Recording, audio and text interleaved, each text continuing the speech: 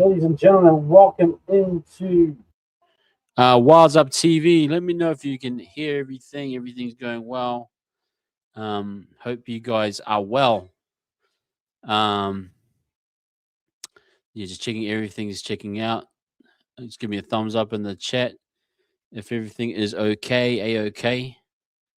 Hope you guys have been well. Welcome into the members show. And just get into some of these comments here. The office, yeah, I just trying to mess around with AI. So I'm trying to just try something different, a bit of AI here and there. Mix it up. The office. The club rooms was good. Just trying to find a right title for this. I might change it again next week. But good to see you, Carl, man. And Jazz, kia ora, saying kia ora to all the members. Ted, as well. It's good, sir. Good to see you. And Dom, man, good to see you, brother. Thank you very much. Very kind. You're very kind, sir. Daniel Berry became a YouTube member. Thank you, Daniel. Very kindly of you, sir. And I think Daniel is a creator as well. And I appreciate you, Daniel, for jumping in there. Big up to all of our members. Sorry I couldn't do Monday night. Quite busy on that night. Had some things come up. But yeah, let's try Thursday. It might not be as many people as the week goes on, but no doubt whoever's here, our members will try and answer as many questions as we can. Get your thoughts out there, and especially Tans. Good to see you, Tans. Good to see you doing well. And Jose just coming in there very nicely. Good to see you, friend. But yeah, just checking in with everyone. How's your week been? How's things going in your neck of the woods, wherever you may be? Yeah,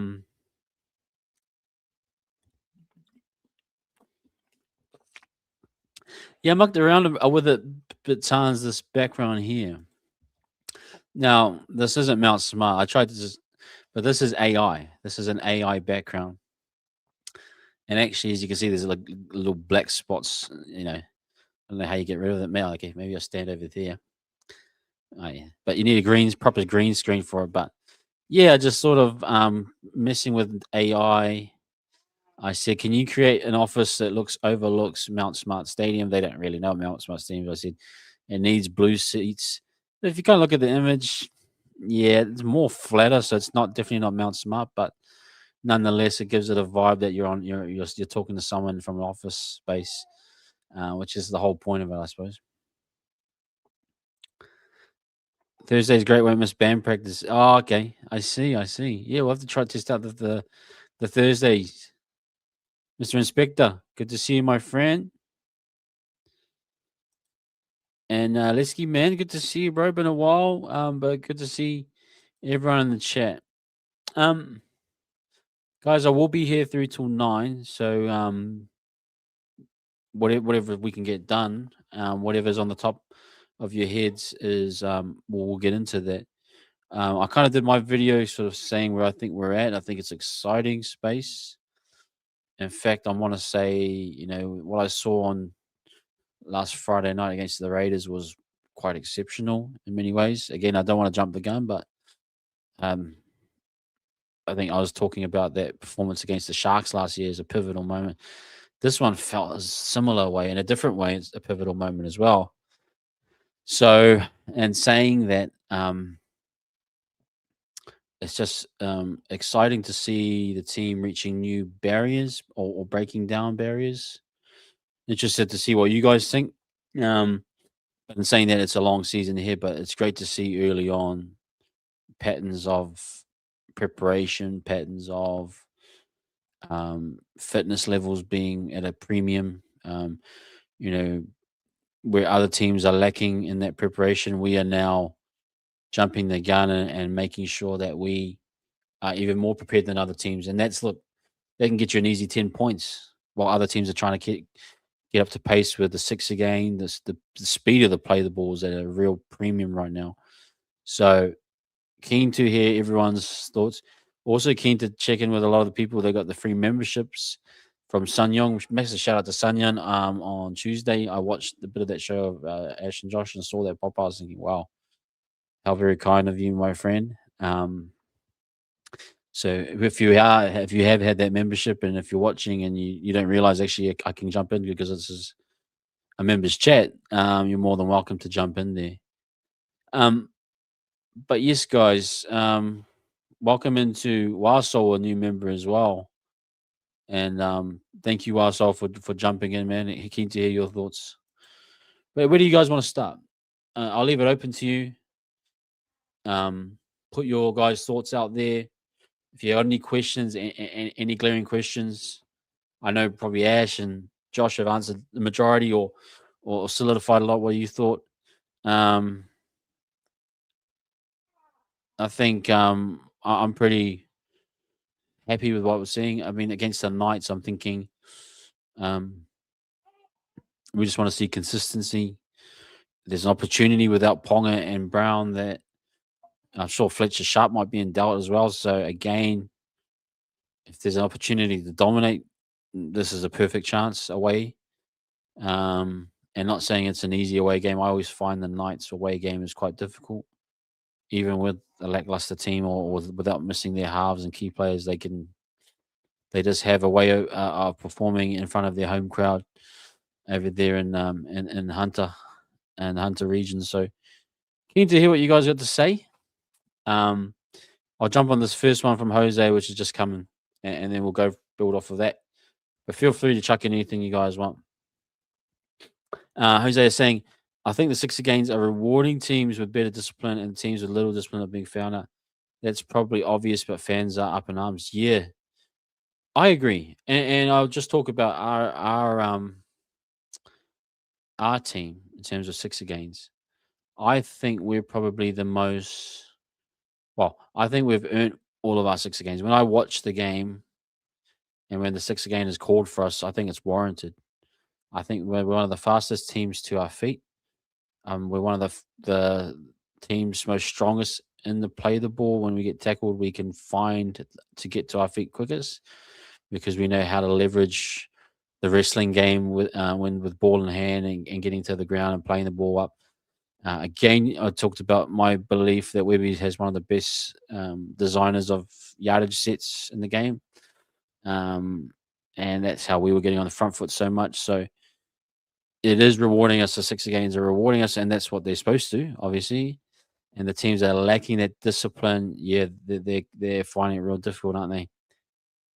The NRL, unfortunately, we all know is circumstantial. Once they get an idea in their heads, they target what remember Magic Round, they said we're going to cut down on high shots and, so they have ways of skewing or balancing things out.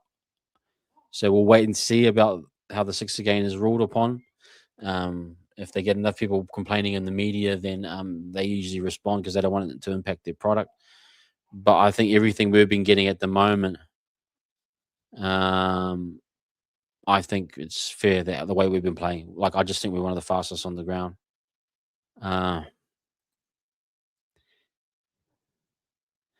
They make it too easy. Yeah, well, that's like this game here. The old Warriors team, Tay, would take this easy. Now, I want to see a Warriors team that goes up to the Hunter and says, "Hey, you're out of 3 players, 2 being your significant stars, and one another spine or half player. We understand that, and we're going to punish you according to." Which means we're not going to let you off the hook. Other Warriors teams would let the other teams off the hook because they'd go in with a weak mentality. I'd say for us, we should be going in there and saying, okay, you're shorthanded. We're not going to feel sorry for you. And we're not going to take you lightly. We're going to punish you. So I agree with here. We should be thinking of doing this in the most professional way we can, and don't feel sorry for anyone because injuries come and go. Soon it'll be us, and no one will be saying sorry to us. So I agree with that. Well, the Warriors good, but Roosters new combo Raiders no Papa. No actual love. If we keep winning, let's see if we win this week. Knights didn't have Ponga and Brown. Yeah, well, I'm of that mindset because how we're playing so well is that it's so good that I'm looking for chinks in the armor because I can't. It seems as though there's nothing wrong with our team at the moment. I'm only saying with I said in my video about Brown and Ponga being out, I would have loved them to have played and us dominate so that it proves to everyone, or at least ourselves, that hey, we are actually a legit top 4 team here, and so it kind of we're missing out on the opportunity to show that. But nonetheless, I think we've been one of the best teams in the comp. Even if you just look at games across the across the games in the NRL, we are definitely one of the better teams. Definitely.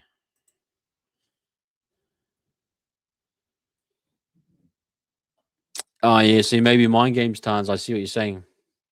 I see what you're saying. I think the one thing that I noticed against the Raiders has the game started to get away from them. You could see the frustration from them. Yeah, it is a frustration when teams play us. And that's what I've been most impressed with is that the points, the 40 points, I think people, oh, you can skew when you look at 40 points. If you haven't watched the game, you're thinking, wow, the Warriors must, it's 40 points that they think like you're getting a try every 5 minutes that leads up. Whereas in many of these cases, especially these Warriors games, the points come in that second half after you've done all the damage. So, for example, it was a tied game at halftime, but the damage was building to where the floodgates was about to open, as you mentioned here, Ted. And that's what I probably want to see again. You might see a similar scoreline and maybe a 10-6 going into halftime at the Knights. But if we've done it what we should be doing, that will blow out to 38-16 in the second half. So you're bang on there. You're absolutely bang on. The frustration builds in teams when they can't contain you, and then that 6 again keeps going up, and then it just drops the morale. You know what I mean?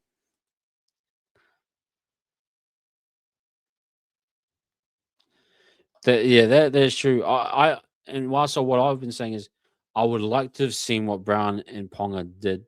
And even if we dominate them, I'm not going to say, hey, because of Brown and Ponga, it wasn't a close game. I just want to kind of see that so that there are no excuses, firstly, but also to prove to ourselves that, like, because I think if Brown, for me, I did give a caveat to DCE and Sam Walker because I'm thinking they are new. Sanders and Strange doesn't scare me as much as Fogarty with a long kicking game, and Strange doesn't just looks a bit out of sorts. Ponga and Brown, you could see they're clicking, they're firing.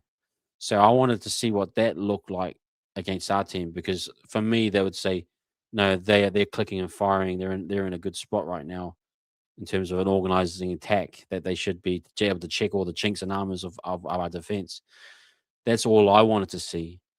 And now we're going to miss that opportunity. We'll have to wait and see. But at the same time, I think we have been up to standard. But I agree, maybe the media, um, I'm hearing Gus Gould saying, "Oh, yeah, teams aren't ready right now." Then it's like, come on, Gus.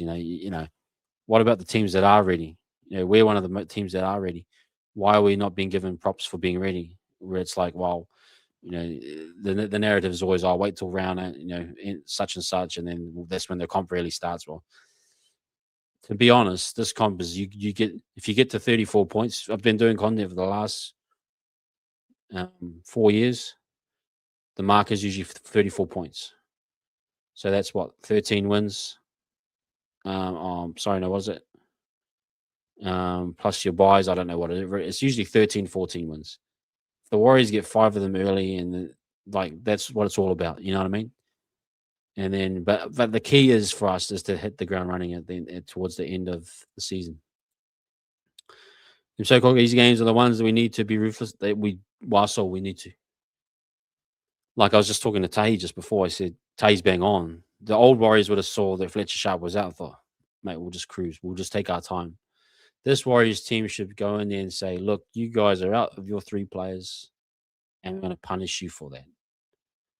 We're not going to feel sorry for you, and we're not going to slacken up. Like you think about the Storm when they dropped 80 on us or 70 something on us. They didn't care. They said they didn't care about our injuries or they didn't care who was on the field or if we are out of form. They said, whatever you present to us, we will deal with it based on what we're capable of doing. And if it means 70 points, so be it. And I say the same thing here.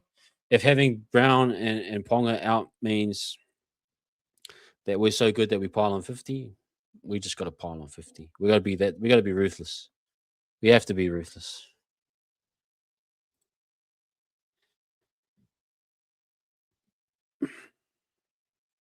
Yeah, I like that. I like. Yeah, it's good for your Raiders fan.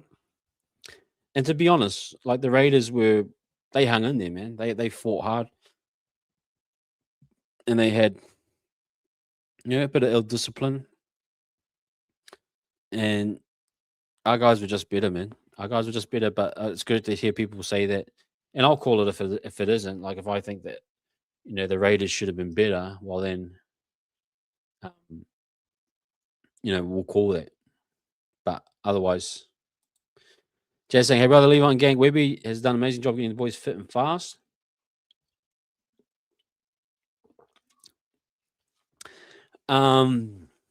Confidence that our boys can sustain this level. Sustaining is very interesting, and I find in the NRL it's very hard to do. You will have lulls in the season naturally.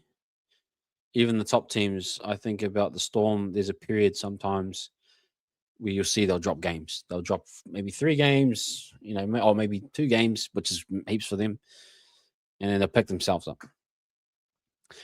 You have the Penrith Panthers, a team that had to really rest last year to make it as far as they did it, and they found a way of kind of getting through with a cost to it. The pattern I've seen, and this is something I've said previously, is that I'm really interested to wait till round 18.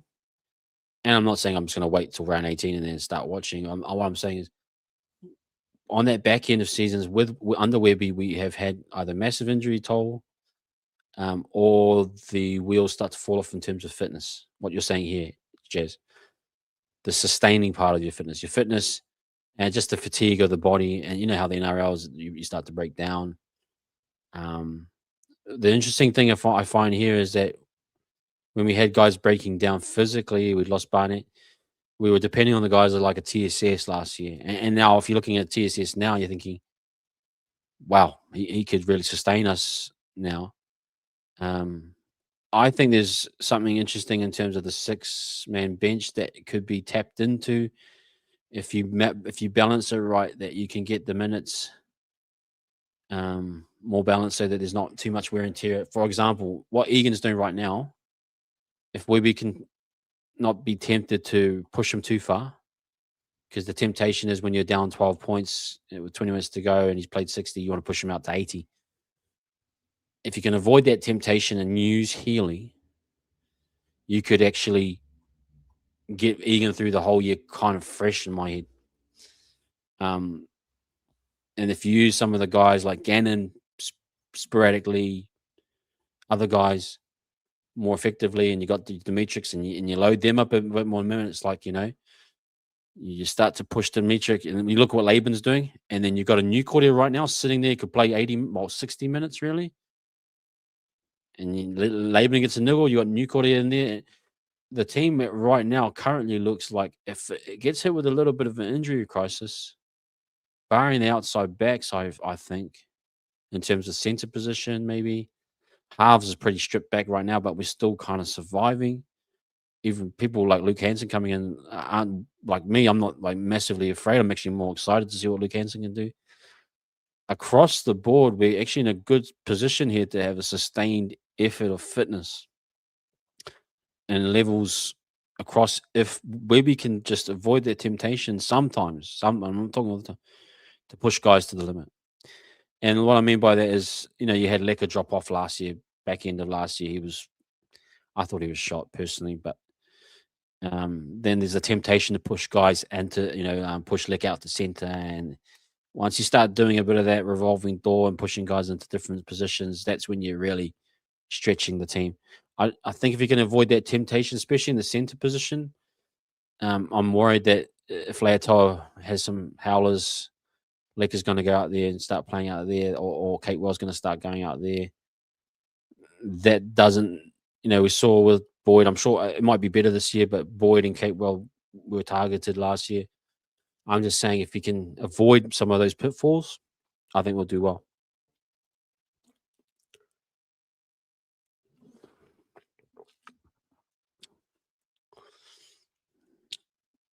Son Young, thank you, my friend. I mentioned, I don't know if you saw, but appreciate your 10 memberships. Too kind. This is a great comment here. Yeah, we always will be, and we have to accept that. Oh well, many of us have accepted it. Some of us ignore Aussie media at all times. I know a lot of us as a fan base, we just have that Kiwi spirit where we want to get back at Aussies. I used to be like that.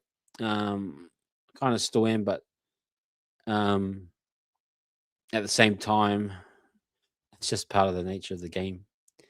Um, and like Sunyan's saying, we just have to accept it. Aussies are ignorant. Aussies are stubborn. Aussie people are very prideful of their Aussiness in terms of, especially sports like rugby league. They would hate for New Zealand to. I believe that in the back of. I think there's a lot of apathy or kindness around the Warriors now, but back in the day, it wasn't like that at all. I think the Warriors were looked as looked down upon, really. Even the Kiwis, the Aussies would hate for us to win the World Cup this year. So that's just what it is, isn't it?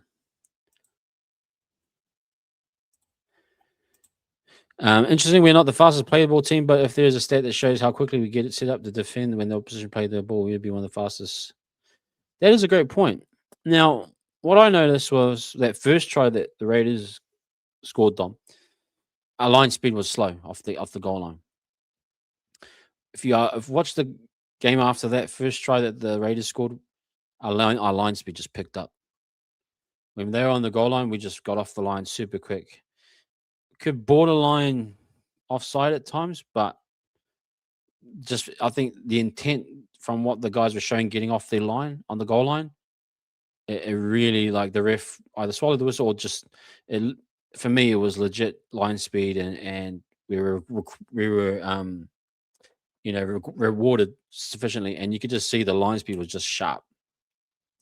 So they just made a quick adjustment. I think the energy levels picked up, and then the goal line defense from then on was just super sharp.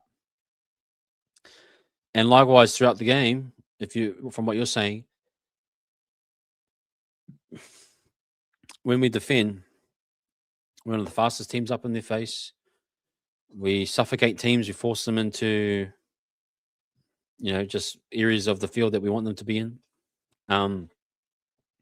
Tackle technique is solid. It's sound. Maybe not one of the fastest play the ball teams.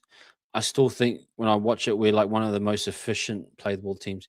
So even when our boys get driven onto their back, most players would maybe, when they get driven on their back, they'll just rest out and then let that team dominate them. It's almost like if we get driven on our back, we squirm out of it and get to our front of our knees. So the wrestling and all of that has helped to increase the play the ball effectiveness.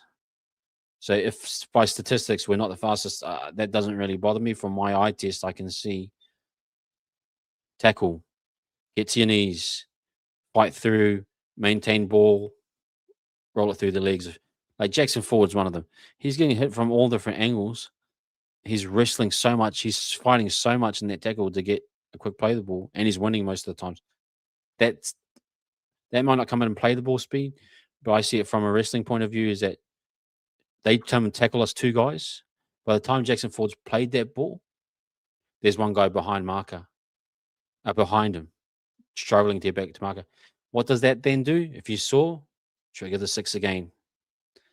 Why? Because we've got Egan who'll go and attack that marker who's sitting behind the play the ball to trigger the 6 again. So although you may not have the fastest play the ball, we might be the best play the ball at triggering a 6 again because we've got a master in Egan who'll get at that marker, and it's too obvious the ref has to go 6 again. And we're fighting a lot of these markers. If you watch us, when we're shrugging these markers off, they're sitting behind. They're not square at all. But yeah.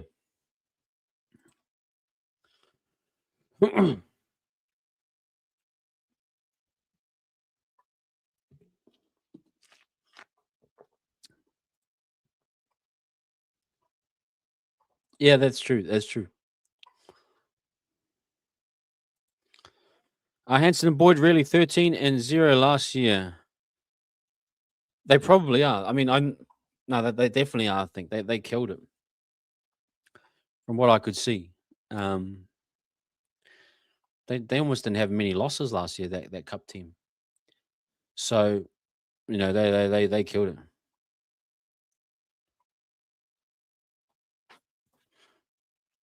Let me just scroll down. Yep, that's what I mean. Tell you, just like the Storm, they didn't care that we were having injuries. No, if you're a professional outfit, you do not care about anyone, and you punish them accordingly. You know, and this sounds ruthless, but if the Warriors, if they put out under 12 side against the Warriors on a professional field, I expect us to punish that under 12 side 140, 160 to nil. But that's whoever comes up on that field, if they're weaker than us, well, and we're stronger, well, then we should show them. Yep, target Maju for sure. Now, their back five will be potent, and this is where I want to see Leatoa. How will they target Leatoa and that side?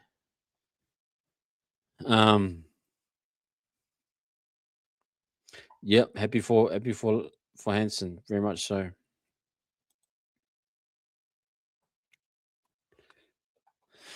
I see the whole Origin thing is like, well, there was one period where I thought Wade Egan was the best half hooker in the game for a window, but he never even got a sniff in at Origin. Origin is one of those ones where you don't need a Jackson Ford because technically you've got 6 other forwards that are elite. So the reason why Jackson Ford works for us is that because we haven't got super elite other middles on the bench, we have this player that can just grind out things. I just don't think he's the type of player they would pick. But then again, they might actually. I've just seen Warsaw. I'm just gonna skip Jazz comment, but they see Warsaw. Yeah, when you got a Haas and AFB, there's no space for a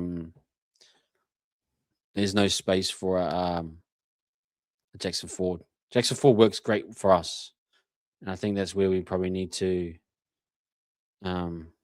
understand it in our system amongst our team and the players he plays with. He's amazing. Yeah, I just think if Origin is like the premier of the premier props in terms of the yardage, speed, offloads, all those abilities, they're going to go for the top of the top.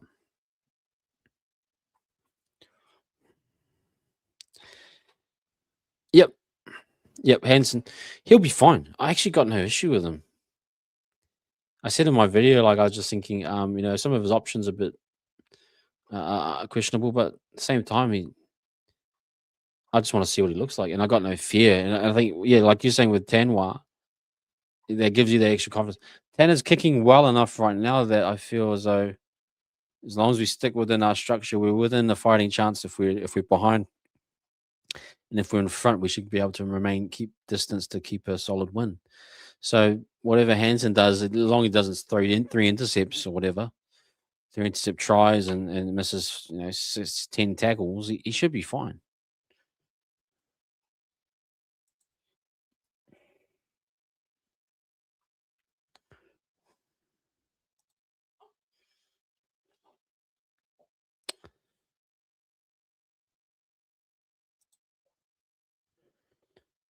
Yeah, no media attention is great. We are a smaller media market, let's be honest, but that is growing. You can't ignore the 24,000 a week that's going to Mount Smart. I think even the rugby people back home here are talking more about us. You just can't ignore that. Those numbers are massive. Would love to see more of us in the media, but just it never seems to equate to anything major. But then you got like the League Lounge with SJ. That's pretty much what we got at the moment. I don't have Sky at the moment, but there's no league shows apart from Sports Nation. But from an odds perspective, yeah, they for us, like, say for example, if the Tigers won those 2 matches in the fashion that we did, there'll be a whole week's worth of, are the Tigers legit? Are they going to make the 8? Are they going to be top 4? Benji's a genius, because that's the Sydney market, and that's where the numbers are. So for us to really get any attention, and if people want attention, I don't care for attention from Aussies. I don't. At the end of the day, I just want to win a premiership. However we do that, don't care. Don't care if the Aussies care about us or not. That's just me personally. I know some in the chat do care about what the Aussies think of us, but for me, they won't start to think about us until you got to go 6 or 7 straight. If you go 8 straight, they'll not 8 straight wins, but 6-2, maybe 8-2. They'll start to perk their ears and really think. There are platforms like Bloke and a Bar. They're great. They will target it straight away. They've got quite a good focus. But in terms of Channel 9 media, unless we're doing massive win rates, win to loss ratios, then they're not going to do that right now.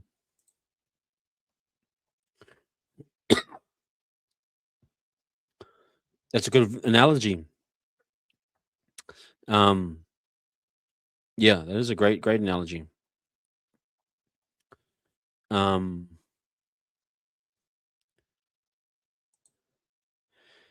in the office, people. Yep, this is where you're coming for the WTV interview. Now, if you have to come in here, I'm either giving you a contract, or I'm releasing you on compassionate grounds. I'm going to do the opposite. Instead of you giving me your compassionate grounds wanting release, I'm going to compassionate grounds you from the club's perspective. So I'm forcing you to take compassionate grounds. Imagine that. That'd be gold.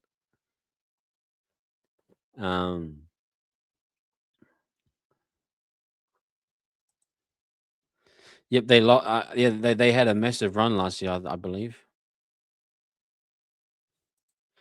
Tanner and Luke hypothetical. Okay, Tanner and Luke as a halves pair. Let me just try and weigh this up. Now, the biggest thing for me, and if you're starting to notice from a media perspective,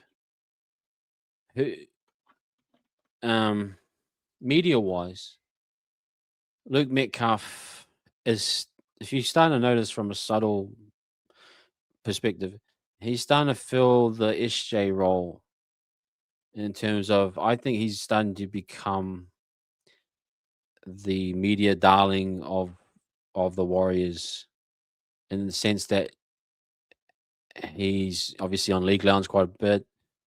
The club, I know for a fact, are kind of centering things around him and his steering of the team. And if you think about the number 7 position at the Warriors, has always been the most important. Stacey Jones to SJ, and now we're still kind of trying to make sure that Luke's the right guy, and I think a lot of us are. If that is the case, and he's had an interview where he said, I want to be the 7 of this team. Now, not half. And I know Webby said that, and the media says, I don't think 6 and 7, I think halves. Well, not necessarily, because the 7 in this system, is specific. You got to have a long kicking game. You do have to organize. The 6 does play a secondary role, which is off, much more, I suppose, off the ball. Well, not off the ball, but you can call a short side stuff, but necessarily it's usually going to go to the first receiver, which is the lock, out the back to the half. Then he's the third option. So what I mean by that is, if Luke said that, and the club is treating him like the media darling, and you can start to see that he's going to become the focal point in a similar way to what SJ is, then that means, from despite the skills of Tanner Boyd or whatever, Luke will be expected to be the 7. Now, maybe he has a 7 on his back and he operates as a 6, and Tanner Boyd has the 6 on his back. But there's something about him signing that $1 million deal or whatever it was. I think part of that was, I'm going to be the 7. And I've just explained what the 7 role is. Then you're looking at saying, well, if that's the case, and the club's backing Metcalf to be the 7, if you have Tanner Boyd at 6, could that work? It could. But then does that mean you're shifting him to that left side role and he's kicking off the right foot and he's not kicking as much? Look, this is a guy that kicked us 725 meters. 700. A guy that kicks 725 meters. And you're going to ask him to probably maybe kick 100 meters total, maybe 200 meters if he gets pushed to the left side half. Okay, so that's taking out one of his weaknesses in a way because you're putting it into Metcalf. Then you've seen what he can do on the ball at first receiver, directing which way the attack's going to swing. The try against the Roosters where he shot the gap there. Some of his other plays, he's calling that offense. He's calling spots. If he's letting that to Metcalf, he's then coming into a secondary role. So he's not going to be calling spots as much anymore. So those are things to think about. Not saying it couldn't work, but do you see Tanner Boyd being that guy working as a secondary guy?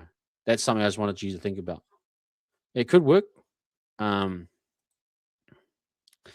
didn't even know if Pomp stayed at home for the bit. If it does, who plays center? Yeah, that's a great question. Off the top of my head, I'll probably say RTS goes to center, AKP to wing. That's all I could say.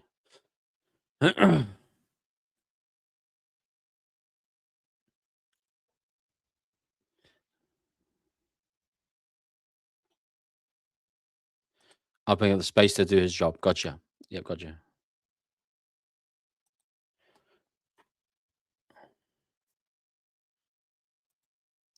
They did, definitely. Okay, just because whilst I was mentioning, I'm all for Tanner Luke comment, but I understand CHT is the incumbent, but does Webby stay faithful? Does he cut CHT to the bench if Tanner keeps up this form? Some hard calls coming up for Uncle Anaru. There are some tough calls. There's some very tough calls. CHT, going back to CHT, he does very well in that role. Okay, so he's doing a good job there. Now, do you want to take that away from him? If you look at him defensively, the role he's had with his role, CHT, Pompey, RTS, that trio actually hasn't leaked a ton of points. From memory, even last year, I think they were one of the more solid edge defenses. So do you want to take that out for Tanner Boyd, who's been great? Or do you maybe you put Metcalf there, but then again, I'm talking about Metcalf being the 7. He'll want to be on the right side for the kicking game and the 6. Again, there's things you got to just kind of think about. And Uncle Anaru, as Ross always said, that's up to him to really, really weigh up. But it could work. But I'm just trying to give you, Jose, all the reasons surrounding it. I actually think Tanner and Luke could actually work if Luke was able to accept the 6th role that he did like he was with SJ.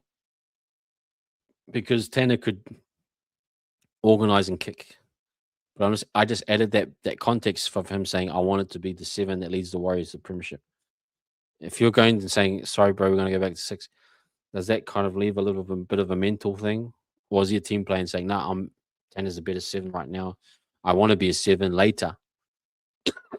I'll be a 6 for right now to help the team win.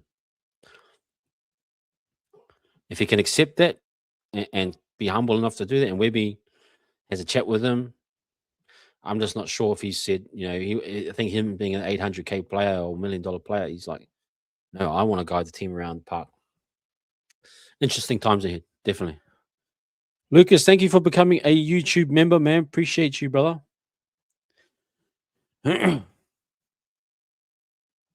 Massive headaches, but yeah, absolutely fantastic.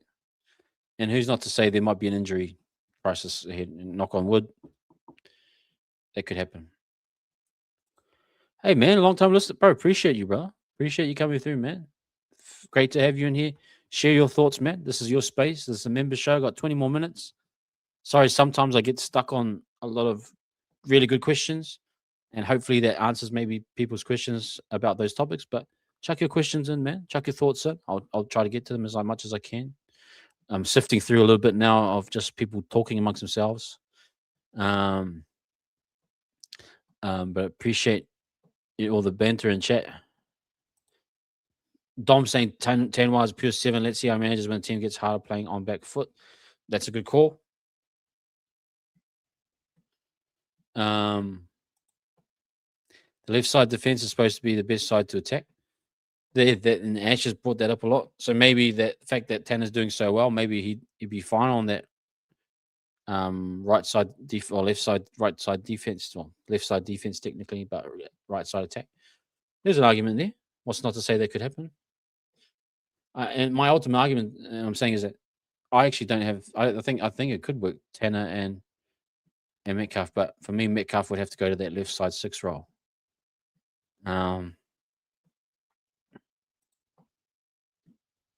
Yeah, man. Good to see you. Good to see you, Taylor. Lucas Taylor. Appreciate you, man. Who's the 6th man on the bench? It's got kind of a WWE vibe to it, isn't it? Who's the secret? Who's the secret man? I think he's going to be Barnett, isn't it? I think they've left that spot there. Let me just have a look. Have they updated it? What have we got here? Team lists.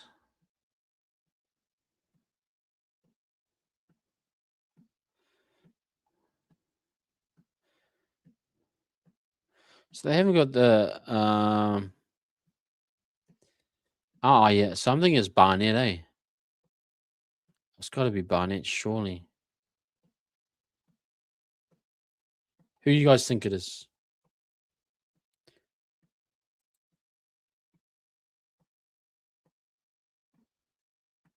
Well, this is exactly what I've said, Jazz, and I think that's why I think they're going to go from.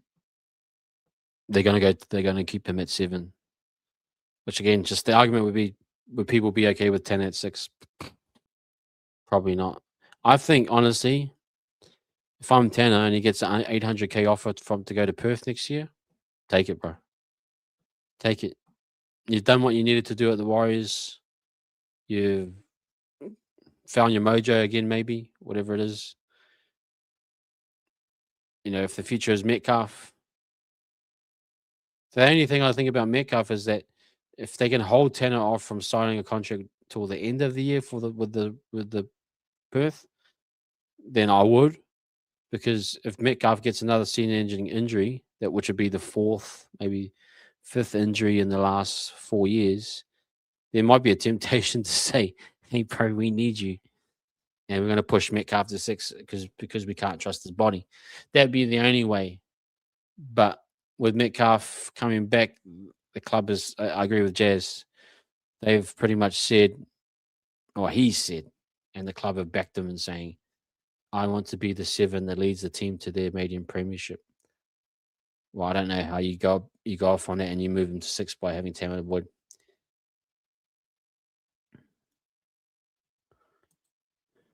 Would you continue with Murata if you're going to leave and focus or focus on someone else? No, man. I'll go with Murata. Here's why, and I explained it earlier. Injuries, mental fatigue, sustained fitness. We need another body. He's proven it that he can do it. But then again, if EIT is better, like you're going in the depth chart, Morgan is better, whoever else is better, let them play. I'm not like desperate to have Murata there, but if he's there and there's a body that we can use while Laban's on an injury or whatever it is, use him up. I wouldn't I like what they're doing with Laban, like pushing Laban as that starting right back rower. I think that's great. He shouldn't come in for Laban in terms of taking his position from my point of view. But if Laban gets an injury and we need a right back row, or if he fits in the depth chart wherever he does behind whoever it is, fantastic. Use him up as a body until we get the other guy fit again. then swap them out. Okay. Yeah, I think Barney will get some minutes. I think that would be a great way to get him back in. You gotta get right. Metcalf for the Rover. Mate, he'll have to have some type of bionic. Thoughts on rotation with Barnett coming back?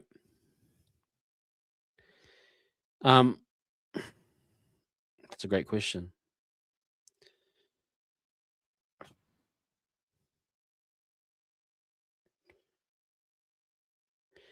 I think put him on the bench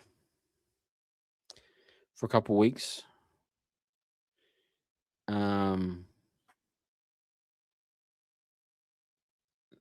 Look, injuries will happen. I'm not going to deny that. Do you put him as starter? Probably he's a captain. Maybe you do a stint with him and maybe that eases Clark's load a bit. At some point you swap them out and Clark goes to the bench a little bit. Like you figure it out. Maybe Jackson Ford plays less minutes because you maybe preserve Jackson Ford for an injury crisis, and then if in any sense Barnett coming back, you don't have to play Jackson Ford 70 minutes. Now he's doing a great job, but there's opportunities to rotate a bit more. Probably Dimitri drops out. I'd say I'm trying to think of. Styles Smith is more of a prop. Maybe he takes Styles Smith's spot and Styles Smith kind of drops out for maybe a 20-minute role at the end of the game. I have no idea, but nonetheless, I go back to this point. I think whoever made it earlier, a Jazz, if we're going to have a great season, we need everyone fit. And so balance the minutes. Webby just needs to figure out balancing the minutes, not over exhausting anyone, and we should be okay. Tell me, just another suppose has been that Webby has rejuvenated, turned his whole career from New South Wales. Yeah. And that's the nature of the business. I scratch your back, you scratch mine.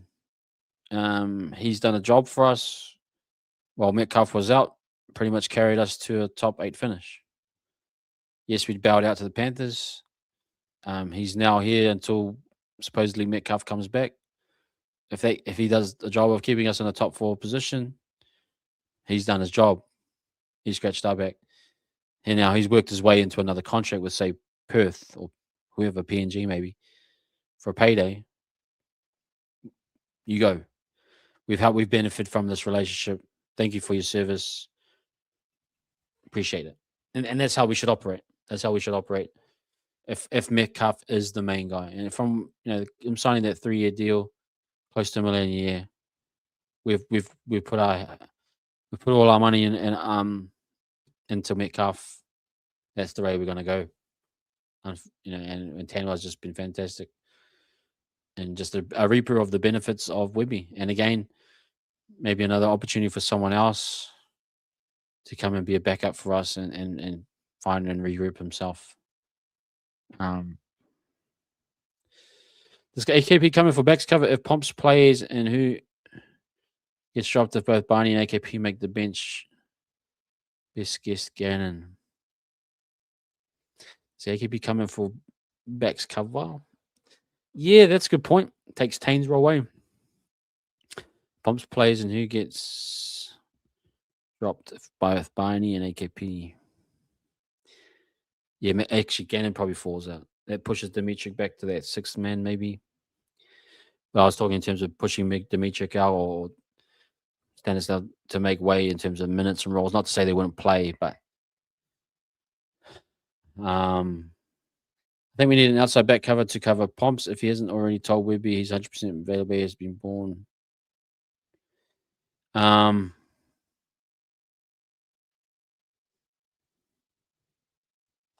Yeah, that's interesting.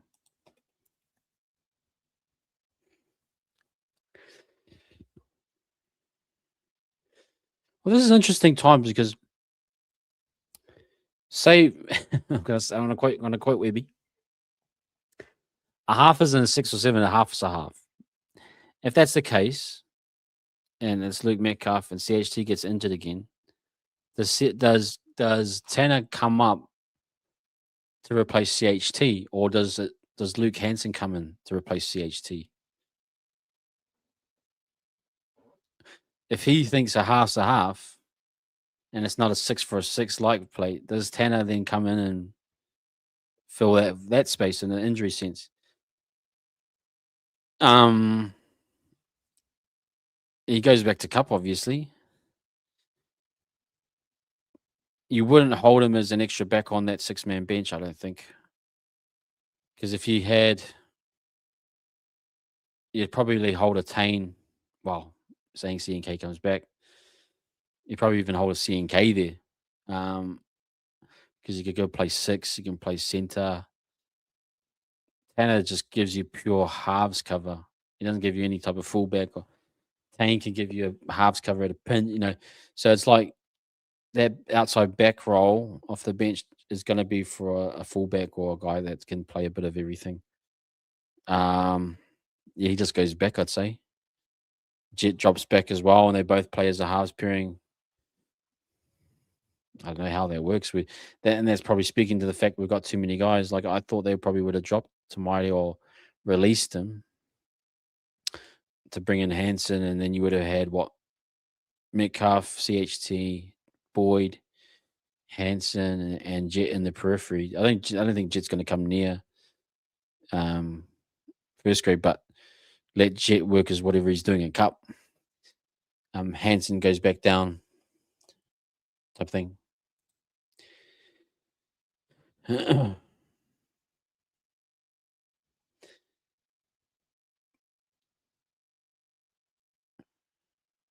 Yeah, I mean AKP is another interesting one because if you bring him, if he's the outside back cover, then that means he goes to the wing. Roger pushes into center or goes to fullback. If he goes to fullback, then you'd have to push someone out to the center. So we might push Lecker to center with AKP. There's a few combos you got to break through to get to. Yeah, I think AKP could be the only one that would sit on that 6-man for in that outside back position. Bishop Neal, yeah, they're pushing pro. I was watching the highlights on Warriors Anonymous. Shout out to Gerard and the boys there. You see some of the the line breaks that fella was making on the wing, insane speed. And I was thinking, is this guy a winger or? And then you look at Bishop Neal and he's a back rower and he just got insane talent, absolutely insane talent. Nah, man, the hair's gone, bro. It's giving a bit of an afro, if anything, but I wish it could come further forward. You know what I mean? Maybe I got to put my head back a bit. So anyway, man, we've got 7 more minutes, guys. Any last questions before we go? Look, we've got. I'll do a video Saturday night with some recap, instant match reaction, hopefully. Chuck in some score predictions. I think it could be a domination. I think it could be a 20-pointer. I just know that at Newcastle, it's a tough place to get a win. And they got to play with so much heart there, in Newcastle. That I don't doubt it. I don't doubt it could be a close one. I don't doubt it could be a close one.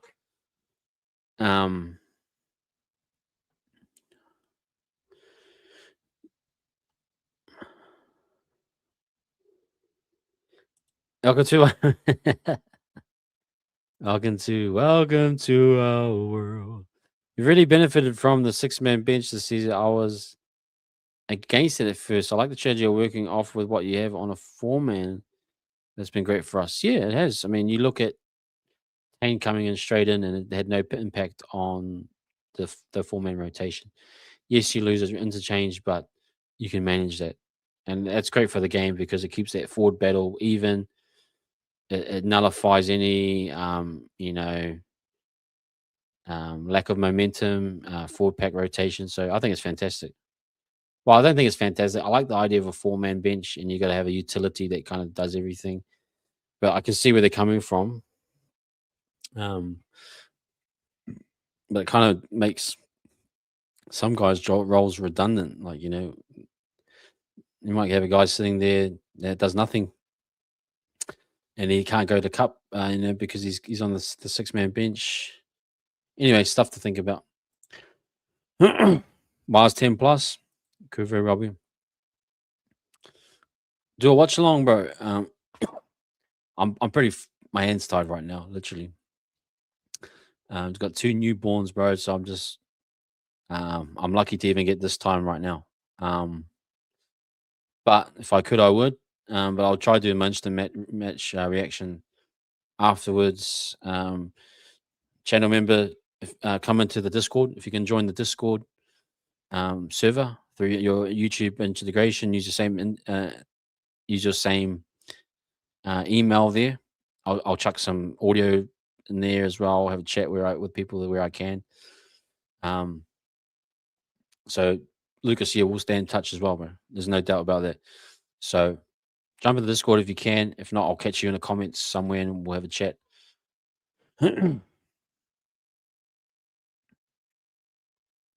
Yeah, times have changed, Wild Soul. 18-12 to us, bro, but it could be a blowout. It could be. Well, Jazz going with high scoring, so linking 28. That's going to be interesting. Yep.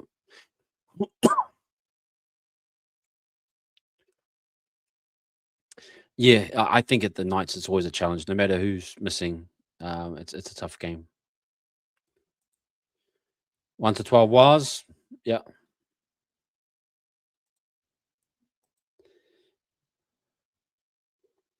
Thank you, Tay. No, I appreciate that, man. Yep.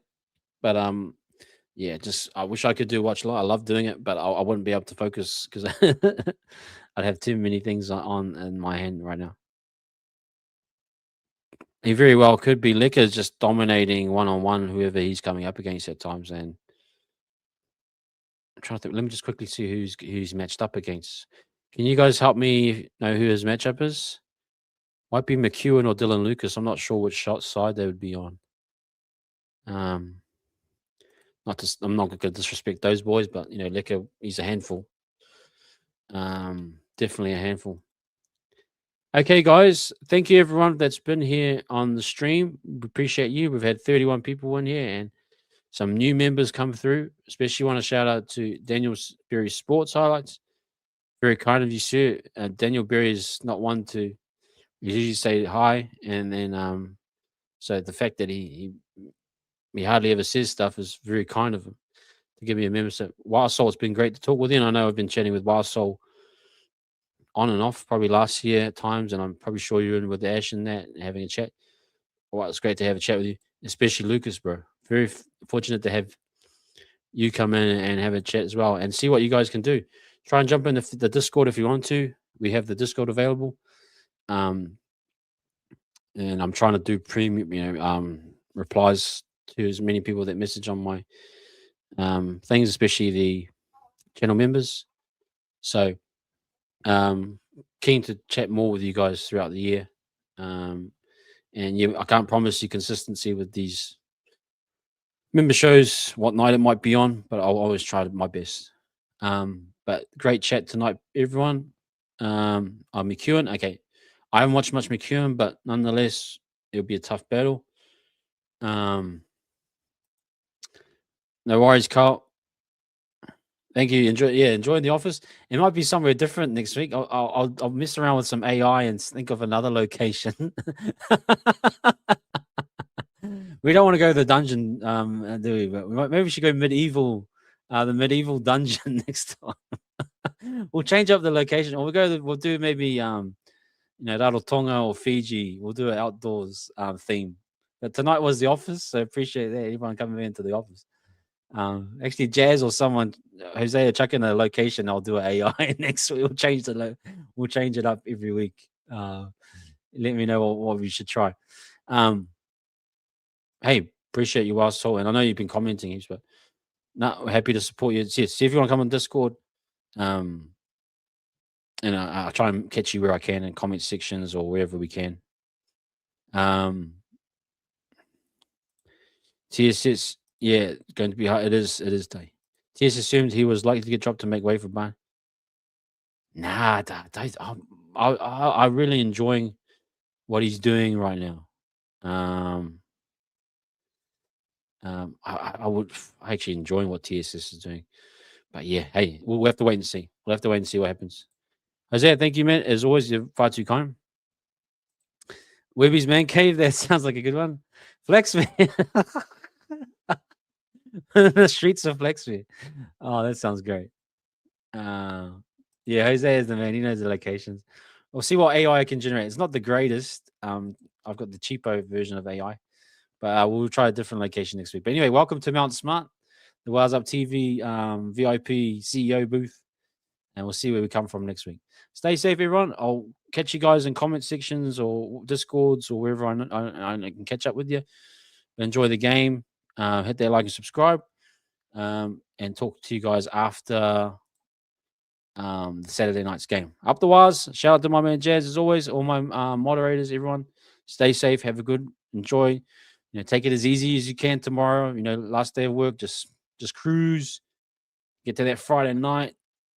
Enjoy your Thursday night footy. Cruise through the day. Relax. Get on the beers. Whatever you need to do. Do some house cleaning on Saturday morning. Tidy up your yard. Get yourself nice and ready for that Saturday afternoon. Whether you're in New Zealand or Australia. Get yourself primed and ready, and then instant match reaction video will come out later on. Up the Wires, stay safe. Catch you next time. Peace.